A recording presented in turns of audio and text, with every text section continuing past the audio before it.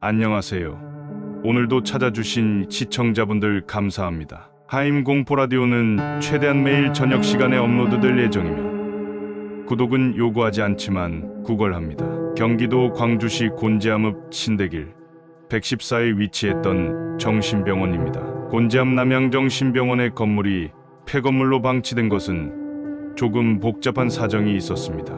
그 원인은 상수원보호법 개정으로 병원 내 하수 처리 시설을 들여 증축해야 했으나 건물주와 원장이 해당 시설의 설치 비용 때문에 단판을 짓던 중에 오늘 내일 하던 건물주가 1997년 노안으로 사망한 데다 건물주를 대신해서 건물의 관리를 담당했어야 할 건물주의 아들은 이국에 거주 중이었기 때문에 하수 처리 시설 설치 사안이 공중에 떠버렸습니다.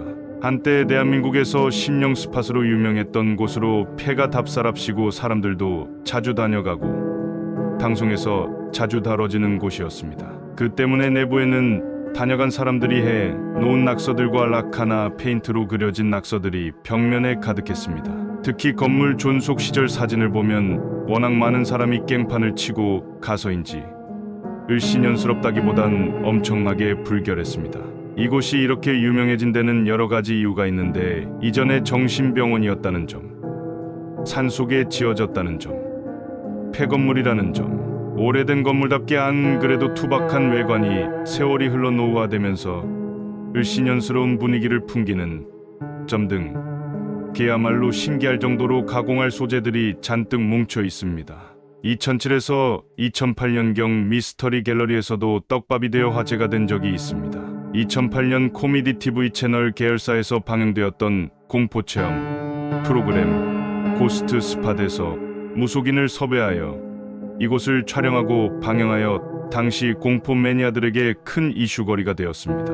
2012년 11월 11일 언론 보도에 의하면 세계 7대의 괴기 장소 가운데 하나로 선정되었다고 합니다.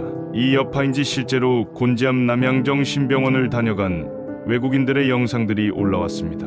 한때 주변 주민 피해에 문제가 화두가 되었습니다. 2016년 8월에도 주민들이 공포 체험하려 온 외지인들 때문에 밤잠을 설쳤다고 합니다. 공포 체험 자체보다도 근처에서 벌이는 왁자지껄한 술판 때문에 스트레스 받았다고 합니다.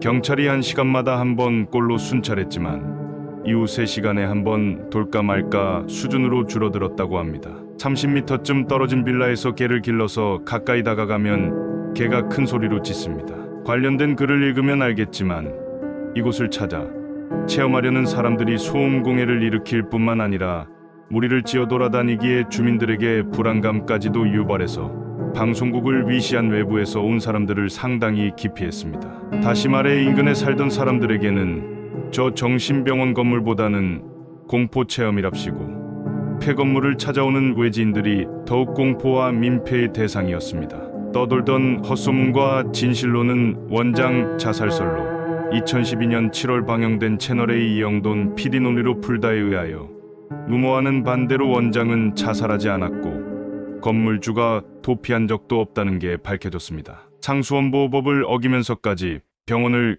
계속 운영하는 건 명백한 불법이기에 골치가 아팠던 원장 의사는 쿨하게 폐원하고 강원특별자치도의 정신과 의료시설을 새로 차린 것으로 사건은 사실상 마무리됐으며 소문과는 달리 자살설도 사실이 아니었습니다. 하지만 이후에도 건물주의 아들은 사정으로 인해 건물을 관리할 형편이 되지 않았고 건물은 자연히 방치되었으며 여기에 의료사고나 횡액 같은 전혀 있지도 않았던 헛소문들까지 마치 진짜인 것처럼 쫙 퍼져 심령 스팟으로 저런 헛소문이 나버린 것입니다. 첨부한 영상을 보면 그때의 원장 의사는 하도 루머와 취재에 시달려서 기자가 곤지암 남양정신병원 얘기를 꺼내자마자 신경질을 낼 정도가 되었습니다. 차라리 이전 안내 약도와 진료예약 전화번호를 써놨으면 그나마 나았을 것입니다.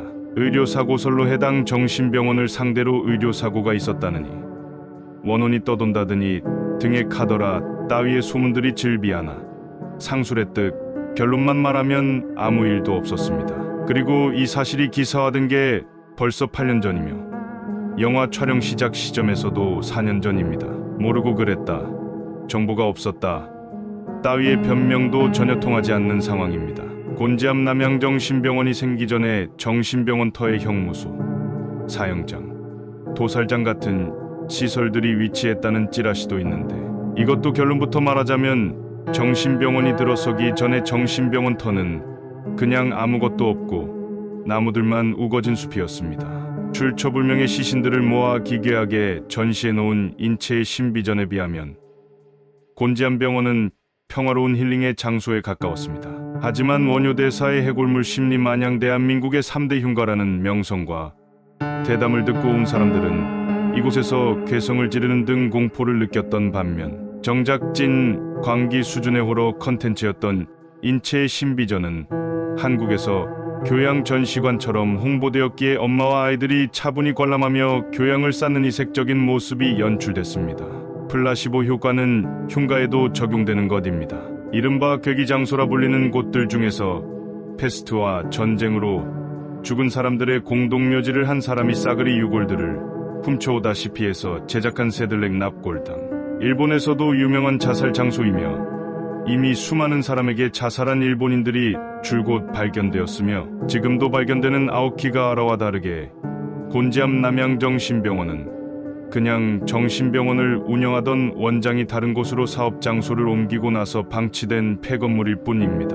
이것을 두고 의료사고니 사람들이 죽었느니라고 하며 헛소문에 놀아나서 해당 병원과 병원을 운영하던 전 원장을 모욕한다는 것은 당사자와 현재 토지 소유주에게 줄고소를 연달아 맞아도 변명할 여지가 전혀 없습니다. 한국의 3대 흉가라는 곤지암 정신병원의 허무한 진실이 드러나며 흉가 자체에 대한 회의적인 시각도 늘어나게 되었습니다. 평범한 사유지에 적당한 괴담을 덧붙인 것만으로 무려 CNN 선정 세계 7대 괴기 장소로 선정되는 데 성공했기 때문입니다.